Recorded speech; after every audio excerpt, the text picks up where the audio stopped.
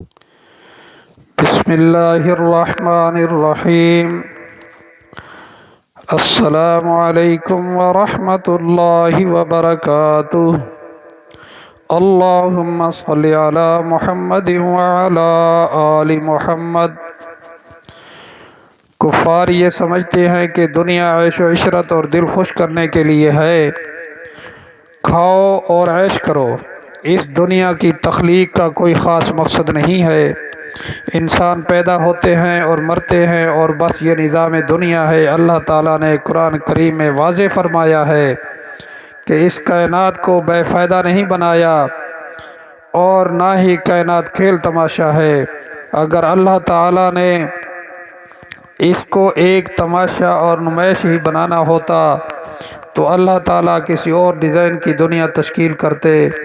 سورۃ الانبیاء میں ارشاد رب العزت ہے، اور ہم نے آسمان اور زمین اور جو کچھ اس کے درمیان میں ہے کھیل تماشا نہیں بنایا۔ اگر ہم نے اس دنیا کو تماشا ہی بنانا ہوتا تو ہم اپنے پاس کسی اور چیز کو مشغلہ بناتے، اور ہم نے آسمان اور زمین کو اور جو کچھ ان کے درمیان ہے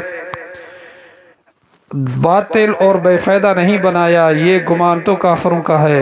مسلمان کا یہ ایمان ہے کہ اللہ تعالیٰ نے اس کائنات کو اعلیٰ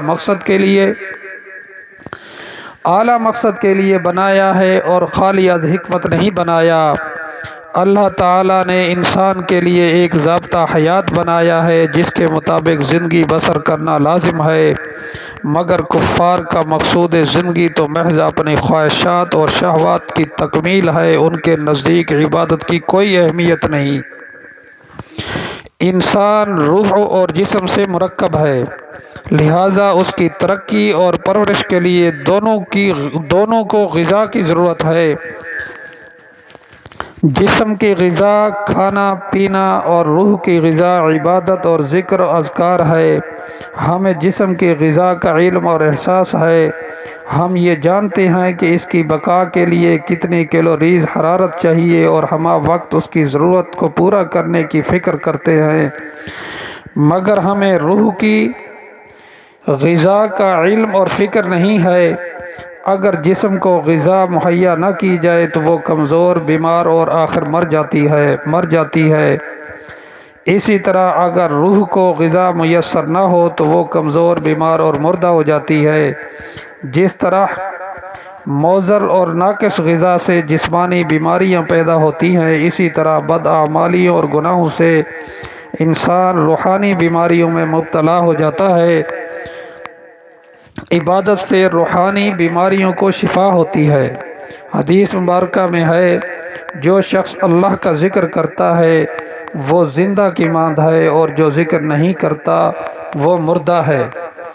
رسول اکرم صلی اللہ علیہ وآلہ وسلم کا ارشاد مبارک ہے، جو شخص اللہ کا ذکر کرتا ہے اور جو نہیں کرتا، اور دونوں کی مثال زندہ اور مردہ کی ہے۔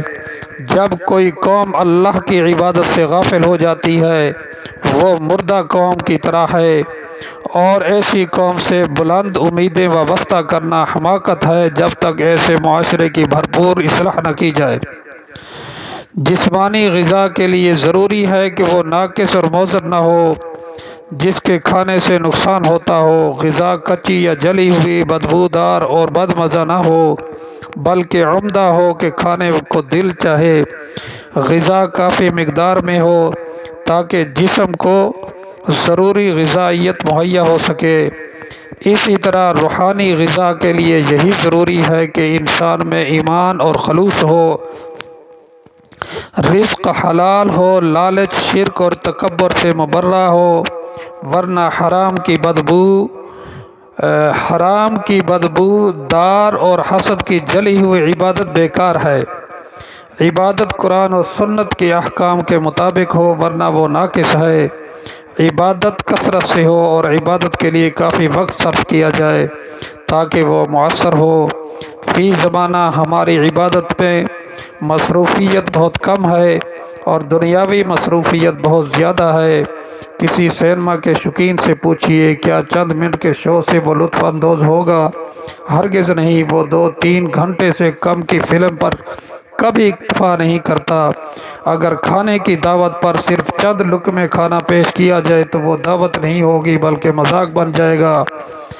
اسی طرح چند منٹ کی عبادت سے تسکین قلب کیسے حاصل ہوگی، یہ بات غور طلب ہے۔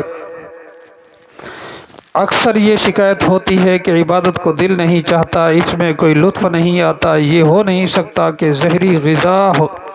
زہری غذا میں تو مزہ ہو مگر اللہ کے ذکر میں مزہ نہ ہو۔ اللہ کے ذکر میں جو مزہ، لذت، سرور اور حلاوت ہے وہ کسی اور چیز میں نہیں ہے۔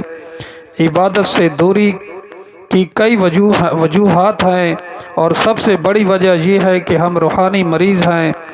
جس طرح شدید بخار میں عمدہ سے عمدہ چیز کھانے کو مریض کا دل نہیں چاہتا اور کھانے پینے سے متلی کا خدشہ ہوتا ہے، اسی طرح عبادت سے دوری کا اصل سبب اندرونی بخار کا مرض ہوتا ہے۔ مریض کی غذا عمدہ ہونے کے باوجود اس کی خواہش نہیں ہوتی، ظاہر ہے کہ اس نفرت کا سبب غذا نہیں ہے۔ اسی طرح روحانی بیماریوں کی وجہ سے عبادت کو دل نہیں چاہتا۔ فحاشی، عیاشی، بددیانتی، حسد اور حرص تو انسان کو آندھا اور بہرا کر دیتے ہیں۔ اس زمانہ میں لاکھوں کی تعداد میں روحانی مریض آندھے، بہرے اور مردہ چلتے پھرتے نظر آتے ہیں۔ ہمیں اس بربادی کا احساس نہیں ہے۔ عبادت روحانی غذا بھی ہے، روحانی بیماریوں کی دوا بھی۔ عبادت کے بغیر قوم کی اصلاح، ترقی ممکن ہی نہیں ہے۔ جسمانی مریضوں سے زیادہ روحانی مریض باعث فکر ہیں، ان کے علاج کی ضرورت ہے۔ آج میں آپ کو ایک عمل بتاتا ہوں، اللہ پاک آپ کو کرنے کی توفیق دے۔ آپ کسی بھی پریشانی میں ہوں، کوئی بھی مسئلہ ہو، صبح شام 3 تسبیح درود پاک کی پڑھا کریں۔ ویسے نمازوں کی پابندی تو ہر شخص پر، ہر انسان پر ضروری ہے، فرض ہے نمازیں، وہ تو پڑھنی ہے۔ اور فجر کی نماز کے بعد قرآن پاک کی تلاوت کی بھی پابندی کریں، اور اسی طرح درود پاک کی 3 تسبیح پڑھ لیا کریں۔ انشاءاللہ جو بھی دعا مانگیں گے اللہ پاک کے حضور وہ مقبولیت کا درجہ حاصل کرے گی انشاءاللہ۔ درود شریف پڑھنے سے اور اس کے بعد جو دعا مانگی جاتی ہے اس کا رد ہونے کا امکان نہیں ہوتا، اس لیے درود پاک کو پڑھ کر دعا مانگے، اللہ پاک آپ کو آپ کی پریشانیوں سے انشاءاللہ نجات عطا فرمائیں گے۔ اللہ پاک عمل کی توفیق عطا فرمائے۔ السلام علیکم ورحمۃ اللہ وبرکاتہ۔